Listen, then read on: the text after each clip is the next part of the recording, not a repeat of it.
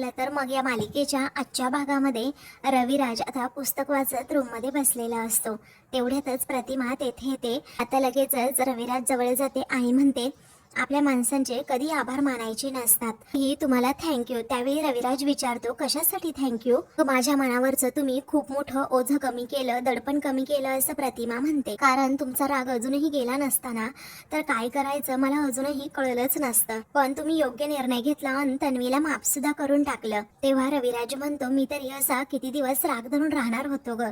माझ्या रागापेक्षा माझं कुटुंब महत्वाचं आहे. तिला कधी मला कळणारच होतं. आणि तन्वी कसं आहे ना, आपली मुलगी आहे. कारण आजवर अनेक तिच्या गोष्टी मी पोटात घालत आलोय आणि आता तर तिच्या सुखाचा आणि आयुष्याचा प्रश्न होता. तेव्हा प्रतिमा म्हणते, आणि तो प्रश्न सोडवला मात्र कुणी तर सायलीने. तर दुसरीकडे आता प्रिया ही लगेचच अश्विनला म्हणते की आज ना खरंच या सायलीने कमाल केली.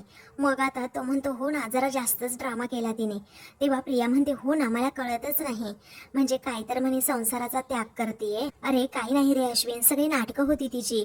मी हे असलं काहीही न करता अगदी शांतपणे वाट बघत होते की बाबा कधी शांत होतील, त्यांचा राग कधी जाईल. आणि माझी खात्री आहे रे, त्यांचा राग ना 100% गेलाच असता. तर दुसरीकडे प्रतिमा आता रविराजला सांगते की मुळात ही कीर्तनाची कल्पना होती ना, ती सायलीचीच होती. आणि त्यानंतर तिने जो त्याग करण्याची तयारी दाखवली ना, ते तर फक्त आणि फक्त सायलीच करू शकते. एकदा माझ्या मनात आलं की असं म्हणून तिला आठवतं की सायली म्हणाली होती, जर माझ्यामुळे किल्लेदार आणि सुभेदार कुटुंबामध्ये एवढे मतभेद असतील तर मी माझ्या प्रेमाचा, सुखाचा आणि संसाराचा सुद्धा त्याग करेन. हे सगळं आठवल्यानंतर प्रतिमाला खूपच वाईट वाटतं.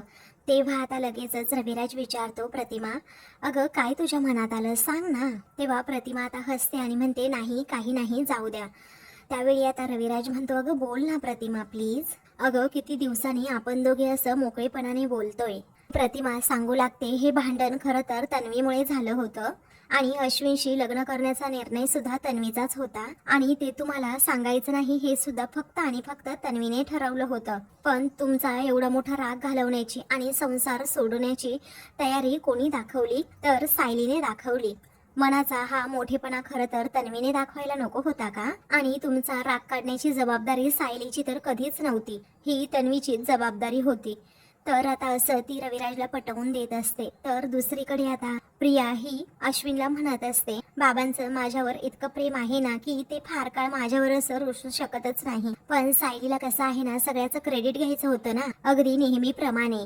मग आता अश्विन सुद्धा तिला साथ देत म्हणतो, तिला तर सवयच आहे ग पहिल्यापासनं, सगळं कसं तिलाच जमतं, तुला काही जमत नाही. आणि हे दाखवायला ना तिला खरंच फार आवडतं. दादा तर काय मूर्खासारखं तिच्या प्रत्येक नाटकाला फसतो. तेव्हा प्रिया म्हणते, पण आता बघतच राहा, घरातील कुणीही तिच्या नाटकाला अजिबातच फसत नाही. कारण सगळेच तिला आता चांगलं ओळखायला लागलेत. आता पूर्णाजीने बघितलं ना तिला कसं परफेक्ट सरळ केलं ते. असं म्हणून आता लगेचच प्रियाला आनंद होतो. मग दुसरीकडे आता रविराज विचारतो, तू सायली आणि तन्वीची तुलना करतेस का प्रतिमा?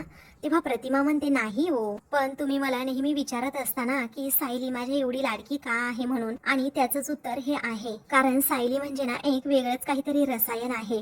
आणि मला असं नेहमी वाटतं की जेव्हा मी सायलीच्या वयाची असेल ना तेव्हा अगदी तिच्यासारखीच असेल. इकडे आता अश्विन प्रियाला म्हणत असतो की बघितलं ना तू, पूर्ण आजी आणि तिला काय सांगितलं, तू जरीही काहीही केलं ना तरीही या घरासाठी तू परकीच राहणार आहेस. आणि घरच्यांनाही कळतं ग कोण किती खरं आहे आणि कोण खोटं आहे. पण शेवटी काय, एवढा मस्का मारून सुद्धा तो वाया गेल्यानंतर चेहरा तर बघण्यासारखाच झाला होता. आय होप आता पुढचे काही दिवस तरी आता ती कोणताही निर्लज्जपणा करणार नाही, आणि त्यामुळेच माझ्या बायकोचं डोकं तरी आता शांत राहील, असं अश्विन प्रियाचा हात हातात घेत म्हणतो. दुसरीकडे आता प्रतिमा विचारते की कुठे हरवलात सांगा ना. मग आता रविराज म्हणतो, काही नाही ग, आपल्या रागाचं वजन एवढं जास्त असतं ना की ते उतरल्यावर असं हलकं हलकं आणि खूप छान वाटायला लागतं. तर आता दुसऱ्या दिवशी अर्जुन हा तयारी करत असतो. तर सायली म्हणते, अहो नाश्ता तयार आहे. मग अर्जुन एक फाईल हातात घेतो, ती फाईल आता वाचत असतो. सायली म्हणते, आपल्याच केसवर तुम्ही काम करताय का? अर्जुन म्हणतो, हो. मग चैतन्य देखील तेथे येतो आणि दरवाजातच उभा राहून त्या दोघांचं बोलणं ऐकू लागतो. तेव्हा अर्जुन आता लगेचच सायलीला विचारतो, मला एक सांगा, जेव्हा विलास आणि प्रिया हे दोघेही गप्पा वगैरे मारायचे तेव्हा ते दोघेही एकमेकांबरोबर असे मिळालेले होते असं तुम्हाला वाटतंय का? त्या दोघांची अगोदरपासून ओळख होती असं तुम्हाला काही आठवतंय का? तेव्हा सायली आता त्या गोष्टीचा विचार करते आणि म्हणते नाही हो, तसंही विलास हा सर्वांबरोबर खूप गोड गोड बोलायचा आणि कसं आहे ना, त्यामुळे आम्हाला कधी डाऊटच आला नाही, परंतु तो आम्हाला फसवत होता हे आता मला समजतंय. तेव्हा अर्जुन आता म्हणतो माझ्या जागेची आज मार्केटमध्ये खूप मोठी व्हॅल्यू आहे, त्यामुळे महिपत सारखा माणूस त्यावर डोळा ठेवून असणार यामध्ये तर काही शंकाच नाही. पण मला एक सांगा, तुम्हाला काही आठवतंय का प्रिया आणि विलास कुठे बाहेर गेले का एकत्र असे? तेव्हा सायली आता त्या गोष्टीचा विचार करत असते. तर आता लगेचच चैतन्य म्हणतो इथे लग्न झालेलं जोडपं बाहेर जात नाही, तर तन्वी आणि विलास हे दोघेही कुठे बाहेर जाणार आता? तेव्हा सायली आता हसते आणि विचारते तुम्ही कधी आलात चैतन्य भाऊजी? तेव्हा चैतन्य म्हणतो हे काय आत्ताच आलो, तुम्ही दोघे एकमेकांच्या प्रेमात बुडून जाऊन जेव्हा अगदी रोमॅन्टिक गप्पा मारत होतात ना, तेव्हा मी आलो. तुमच्या दोघांचा रोमांस पाहून ना माझ्या अंगावर अगदी रोमांच आला पहा आता. तेव्हा सायली आणि अर्जुन मात्र आता हसतात. आता महिपतचा प्लॅन याच्यासारखा उच्च रोमांस तर नाहीच, आणि तन्वी आणि विलास या दोघांबद्दल तर प्रेमात पडलेलं जोडपंच बोलू शकतं नाही असं त्या दोघांना तो आता चांगलाच टोमणा मारतो. मग आता अर्जुन सायली खूप हसतात. मग आता अर्जुन म्हणतो अरे, मग आता चैतन्य म्हणतो लाजा लाजा वाटल्या पाहिजेत तुमच्या दोघांना, जरा लाजा वाटल्या पाहिजेत. अरे तुमचा रोमांस बघून अंगावर रोमांच नाही तर शहारा आला माझ्या. अरे एकमेकांसाठी जरा वेळ द्या असं म्हणून आता चैतन्य त्या दोघांनाही सांगत असतो की कुठेतरी जरा बाहेर फिरायला जा. मग आता अर्जुन म्हणतो अरे देतो आम्ही एकमेकांसाठी वेळ. सायली म्हणते की केस सुद्धा महत्वाची आहे ना. त्यावेळी चैतन्य म्हणतो हो आहे ना, सुद्धा महत्वाची आहे ना केस, पण तुम्ही एकमेकांच्या डोळ्यात पाहून कुणाची आठवण त्या महिपतची काढता की काय? तेव्हा अर्जुन म्हणतो अरे तुला वाटतं ना तसं काही नाहीये, तुला माहिती आहे का कालच आम्ही रोमॅन्टिक कॅन्डल लाईट डिनर सुद्धा केलं. तेव्हा चैतन्य आता विचारतो काय सांगतोस अर्जुन, अरे कुठल्या रेस्टॉरंटमध्ये गेला होतास रे? तेव्हा अर्जुन आता हसतो आणि म्हणतो जाणार होतो रेस्टॉरंटमध्ये पण नाही जाता आलं, सो मिसेस सायलींनी इथेच या रूम मध्ये कॅन्डल लाईट डिनरचा सेटअप लावला होता. तेव्हा चैतन्य आता ओरडतो आणि म्हणतो सर्वात अगोदर ना ते मिसेस सायली म्हणणं ना तू बंद कर हा, कारण आता सायली वहिनी ना तुझी बायको आहे समजला, ही कॉन्ट्रॅक्ट वाईफ नाहीये. तेव्हा अर्जुन म्हणतो हो बरोबर आहे, शी इज माय क्यूट वाईफ. मग आता चैतन्य म्हणतो आहे ना तुझी क्यूट वाईफ, मग तिला घेऊन कुठेतरी जरा बाहेर जा, असं काहीतरी करा जिथे आश्रम केस तन्वी आणि घरातली कामं नसतील. तेव्हा आता सायली म्हणते हो असा वेळ आम्ही घरातच काढू की मग? तेव्हा अर्जुन म्हणतो यस बरोबर आहे. तेव्हा चैतन्य म्हणतो नाही नको प्लीज प्लीज नको, लोक ना स्वतःच्या संसाराला सुद्धा कंटाळतात आणि मी तुमच्या बोरिंग संसाराला सुद्धा कंटाळलोय. आता तुमच्या दोघांकडनं बघून मला नाही वाटत की तुम्हाला काही होईल, आता मलाच काहीतरी करावं लागेल. लगेचच तो आता मोबाईल काढतो. मग आता चैतन्य अरे तू काय करतोय? तेव्हा चैतन्य शट अप असं रागातच म्हणतो आणि आता काही बोलू नको हा, गप्प बस. तेव्हा अर्जुन तोंडाला पट्टी असा सायलीला आता खुणावतो. मग ते दोघेही आता हसतात. तेव्हा आता लगेचच अर्जुनच्या मोबाईलवर काही मेसेजेस येतात. तेव्हा आता अर्जुन लगेचच ते मेसेजेस पाहतो आणि विचारतो काय मूवी तिकीट? तेव्हा चैतन्य म्हणतो हो आपल्या घरापासून जवळच थिएटर आहे आणि तुम्ही जाणार आहात समजलं. तेव्हा अर्जुन म्हणतो अरे पण. तेव्हा सायली सुद्धा म्हणते अहो पण चैतन्य भाऊजी. तेव्हा आता चैतन्य म्हणतो अहो पण बिहो पण करायचं नाही हा अजिबात, मी माझे पैसे खूप मेहनतीने कमावतो त्यामुळे ते प्लीज असं वाया घालवू नका. एका संध्याकाळपुरतं केसचं काम माझ्यावर सोपवा आणि तुम्ही दोघेही निवांत बाहेर जा, जरा शांत डोकं ठेवा जरा. मग आता अर्जुन हा सायलीकडे हसतच पाहत असतो. तेव्हा चैतन्य म्हणतो ॲडव्होकेट अर्जुन सुभेदार, शो संध्याकाळचा आहे आणि आता आपल्याला ऑफिसला जायचंय समजलं. मग आता सायली म्हणते मी अगोदर नाश्ता करून घ्यायचा आणि मग निघायचं हा. त्यावेळी चैतन्य म्हणतो बेस्ट एकदम बेस्ट. मग आता हे तिघेही नाश्ता करण्यासाठी खाली येतात. तर प्रिया आता अगदी प्रेमानेच कल्पनाला विचारत असते की आई अजून वाढू का हो तुम्हाला? मग कल्पना म्हणते नको नको अगं राहू देत. मग आता अर्जुन चैतन्य हे पाहतात. मग आता अर्जुन लगेचच म्हणतो चैतन्य जरा सांभाळून हा, कारण घरात कोणीही खात नाही असा नाश्ता लास्ट टाइम मला आणि माझ्या बायकोला संपवावा लागला होता आणि आज तर तू नवीन बकरा सापडला आहेस यांना. तेव्हा आता चैतन्य मात्र हसू लागतं. तेव्हा चैतन्य म्हणतो मी का? मग आता सायली पटकन अर्जुनला धक्का मारते. तर अर्जुन आता एकदम गप्प बसतो आणि तेथे ते दोघेही नाश्ता करण्यासाठी बसतात. त्यानंतर अर्जुन आता लगेचच सायलीला म्हणतो बायको आज तू केलेलाच नाश्ता आम्हाला दे हा, कारण फूड पॉयझनिंग झालेला आम्हाला अजिबात चालणार नाही, आज खूप कामं आहेत ना म्हणून. तेव्हा प्रिया रागातच अर्जुनकडे पाहते तर सायली सुद्धा त्याला गप्प राहायला सांगते. तर चैतन्य आणि विमल दोघेही आता लगेच हसतात. तेव्हा कल्पना म्हणते, अर्जुन तुझे हे टोमणे आहेत ना ते आम्हाला कळत नाही असं नाहीये, आणि प्रत्येक वेळेला असं तन्वीला बोलायची सुद्धा काही गरज नाहीये. तेव्हा प्रिया आता लगेचच म्हणते की आई जाऊ दे ना, अगं मी नाही मनाला लावून घेत. अश्विन म्हणतो, तन्वी अगं तुझं मन खूप मोठं आहे ना म्हणून तू हे ऐकून घेतेस, पण मी हे असं भलतं सलतं अजिबातच ऐकून घेणार नाही. हा हो अश्विन भाऊजी तुम्ही खाऊन घ्या, कारण आज सगळ्यांचा नाश्ता ना मीच बनवलाय. तेव्हा अर्जुन आता खूपच खुश होतो आणि मग हसतो, म्हणतो की फॅन्टॅस्टिक अश्विन, अरे आता बिनधास्त खा तू, कारण या घरामध्ये ना माझ्या डॅडची बायको आणि माझी बायको अगदी सुंदर स्वयंपाक करतात. तेव्हा अश्विन आता लगेचच विचारतो, हो का, आणि माझ्या बायकोचं काय रे? प्रिया म्हणते, अश्विन अरे जाऊ दे ना, उगीच माझ्यामुळे तुमच्यामध्ये वाद झालेले मला नाही आवडणार. मग आता लगेचच प्रिया विचारते, आई मी काय म्हणते, मी थोडा वेळ माझ्या माहेरी जाऊन येऊ का आज? तेव्हा अश्विन लगेचच विचारतो, तन्वी काय झालं, तू माझ्यावर रागावून घरी जातेस का? मग आता ती म्हणते की अरे बाबांनी मला आता माफ केलंय ना, तर आता खऱ्या अर्थाने मला माझं माहेर पण सुद्धा एन्जॉय करता येईल ना. तेव्हा कल्पना म्हणते, हो जा जा, कारण भाऊजींना सुद्धा अगदी बरं वाटेल. तेव्हा अर्जुन म्हणतो, तन्वी खरं तर ना तू माझ्या बायकोचे आभार मानायला हवेत, कारण सिनियर तुझ्याशी नीट आणि व्यवस्थित बोलतोय ना, ते फक्त आणि फक्त माझ्या बायकोमुळे झालं आहे, समजलं?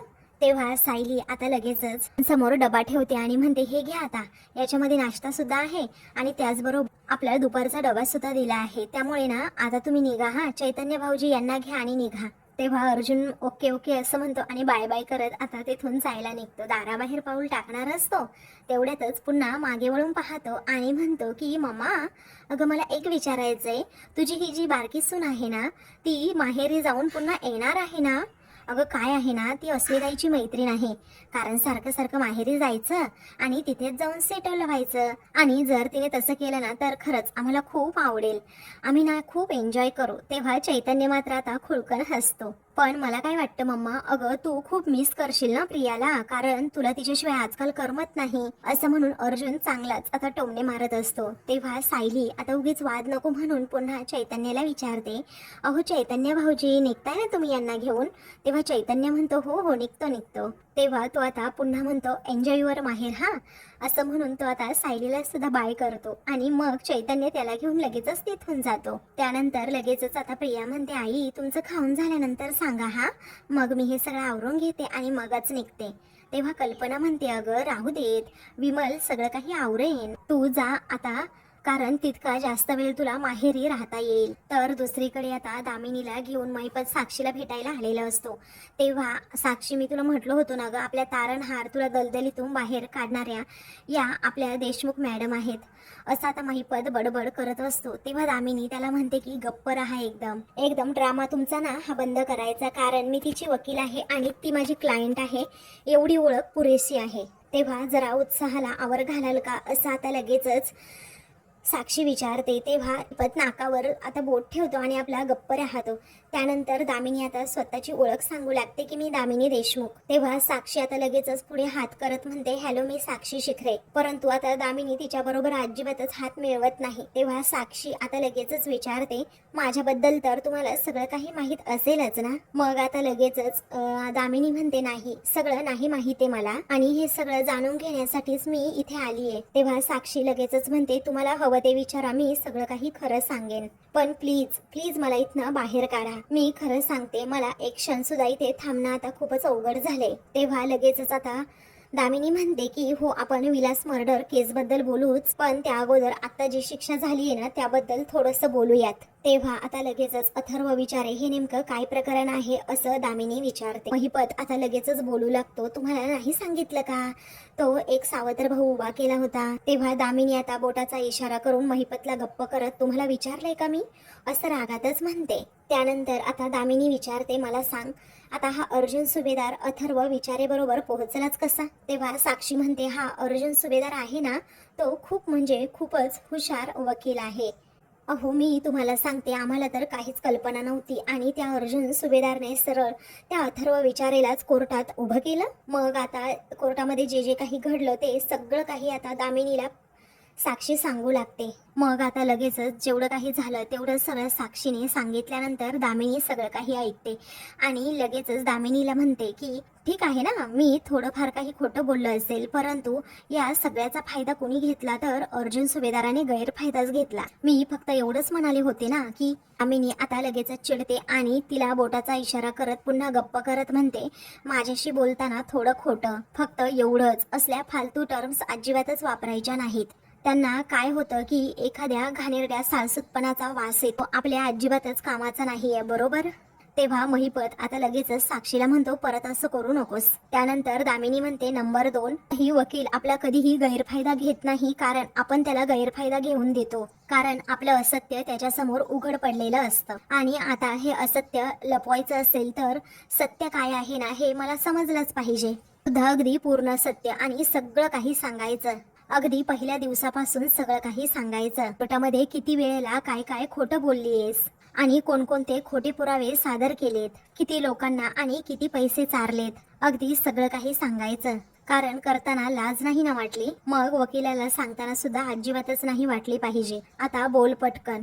मग आता असं म्हणून लगेचच ती तिला बोलायला सांगते. तेव्हा साक्षी आता म्हणते, पहिल्या दिवसापासूनच 1 मिनिट हा, असं म्हणून दामिनी तिचा आता मोबाईलचा जो रेकॉर्डर असतो ना तो लगेचच ऑन करते आणि बोल असं साक्षीला म्हणते. तेव्हा ती आता सांगू लागते, खुनाच्या दिवसापासून ते अगदी काल परवापर्यंत आम्ही खूप म्हणजे खूप खोटे पुरावे सुद्धा उभे केले आहेत. सांगते, माझा कोणीही सावत्र भाऊ नाहीये, पण हे सगळे पुरावे गोळा करत असताना हा, असं म्हणून ती आता सगळं काही अर्जुनने जे काही तिच्या विरोधात केलेलं असतं ते सगळं सांगू लागते की कशा प्रकारे मी खोटं बोलले आणि अर्जुनने नेहमीच पकडलं. कारण जेव्हा मी रेस्टॉरंट मधून बाहेर निघाले होते तेव्हाची वेळ आणि लास्टचा खून झाल्याची वेळ यामध्ये फक्त थोडंफारच अंतर होतं, कारण अर्जुनने सर्व सीसीटीव्ही फुटेज हे त्याच्याकडे स्वतःकडे घेतले होते. त्यानंतर आता महिपतने कशा प्रकारे खोटे पुरावे गोळा केले होते की साक्षी त्या 1.5 तासामध्ये कुठे होती तर ती पार्टीमध्येच होती, परंतु नशेतच ती बाहेर पडली. आणि मग त्यावेळी आम्हीच खोटे पुरावे सादर केले, म्हणजे माझ्या अण्णांनी स्वतः तो माझा असा जिंकलेला व्हिडिओ काढला आणि मला तिथे त्या नशेमुळे खूपच उलट्या झाल्या. आणि तेव्हा ही केस रविराज देशमुखकडे होती. धुमाळ वस्तीमध्ये आम्ही तो व्हिडिओ शूट केला खरं, परंतु एका मुलीला शाळेत जाणाऱ्या आम्ही पैसे देऊन तिला खोटं बोलायला कोर्टामध्ये सांगितलं की साक्षी शिखरे ह्या त्या 1.5 तासामध्ये इथेच होत्या ते आमच्या धुमाळ वस्तीमध्ये, कारण त्या नशेत होत्या आणि त्यांना उलट्या होत होत्या.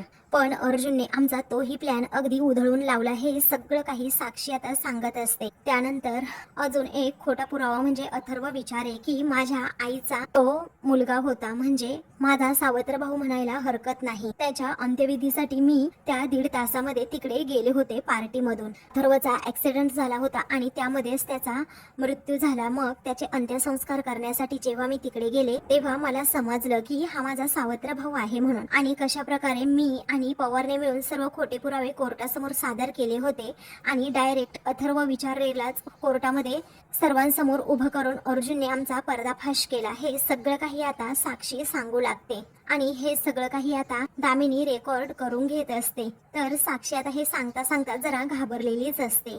तर दुसरीकडे चैतन्य म्हणतो, अरे जी फ्रॉड केस होती ना त्याची डेट आपल्याला पुढच्या आठवड्यात मिळाली आहे. आता तू क्रॉस चेक करणार होता ना एकदा, ते जरा बघून घेणार एकदा अर्जुन, असं तो अर्जुनला सांगत असतो. तेव्हा अर्जुन मात्र त्याच्याच विचारामध्ये अगदी गुंतलेला असतो. तो कसला तरी विचार करत असतो. मग आता चैतन्य म्हणतो, अर्जुन सर, अहो तुम्ही कुठल्या ग्रहावर आहात, तेथून पृथ्वीवर येता का जरा? तेव्हा अर्जुन म्हणतो, हो आहे रे माझं लक्ष.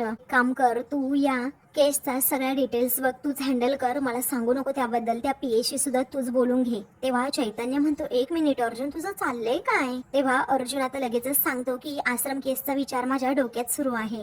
आता हे बघ चैतन्य, तन्वी विलासला आश्रमामध्ये घेऊन आली, ही पॉसिबिलिटी सुद्धा आहे की तन्वी विलासला अगोदरपासूनच ओळखत होती, बरोबर? आणि कसं आहे ना, ती विलासला अगदी मुद्दामच आश्रमामध्ये सुद्धा घेऊन आली आणि तिने आश्रमामध्ये कुणालाही कळू दिलंच नाही की ती आणि विलास हे दोघेही एका टीम मध्ये आहे. तेव्हा चैतन्य म्हणतो एवढी बेसिक ऍक्टिंग तर तन्वी करूच शकते. तेव्हा अर्जुन म्हणतो ऍक्टिंग? अरे तू एकदा घरात येऊन बघ, रोज ती किती ऍक्टिंग करते. मम्माला आणि पूर्ण आजीला तर आपल्या बाजूने अगदी ऍक्टिंग करून करून वळवूनच घेतलं आहे. मग आश्रमातल्या अशा लोकांना तर ती अगदी सहज फसवू शकते. ते दोघेही आता तन्वीबद्दलच विचार करत असतात. तर दुसरीकडे सायली आता पटपट सगळा काही स्वयंपाक उरकून घेते. तर कल्पना तेथे सामानाची लिस्ट करत बाहेर बसलेली असते. तिकडे अर्जुन आता चैतन्याला सांगतो मिसेस सायली म्हणाल्या होत्या की तन्वी फक्त ना विलास बरोबरच नीट वागायची, पण फार कमी बोलायची, फक्त आणि फक्त कामापुरतं. जर काही प्लॅनिंग होत असेल ना तर ते आश्रमात अजिबातच होत नसणार. चैतन्य म्हणतो याचा अर्थ ते आश्रमाच्या बाहेर बोलत असणार किंवा फोनवर. तेव्हा अर्जुन म्हणतो एक्झॅक्टली बरोबर. तेव्हा लगेचच आता अर्जुन म्हणतो आपल्याला ना तेव्हाचे तन्वीचे कॉल रेकॉर्ड हे चेक केलेच पाहिजेत आणि आताचे सुद्धा, त्यावरनं बऱ्याच गोष्टी क्लिअर होतील आपल्याला. मग आता लगेचच चैतन्य विचारतो तन्वीचे कॉल रेकॉर्ड आपल्याला एवढ्या सहज मिळतील का रे? मग आता लगेचच अर्जुन म्हणतो आय नो तन्वीचे कॉल रेकॉर्ड आपल्याला एवढ्या सहज मिळणारच नाहीत, कर तू अप्लाय तरी कर. मग आता चैतन्य म्हणतो हो ते मी करतोच रे अर्जुन, पण ही प्रक्रिया खूप मोठी लांबलचक असते आणि त्यात महत्वाची गोष्ट म्हणजे साक्षीचे नसले तरीही तन्वीचे वकील अजूनही रविराज सरच आहेत, त्यामुळे तिचे कॉल रेकॉर्ड काढणं आपल्याला खूप जड जाणार आहे.